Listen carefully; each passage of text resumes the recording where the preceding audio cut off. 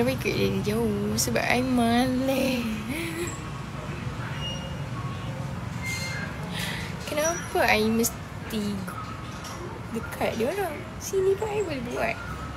I tengok je. I kan tak rabun, I kan tak manis. Mata I kan okey.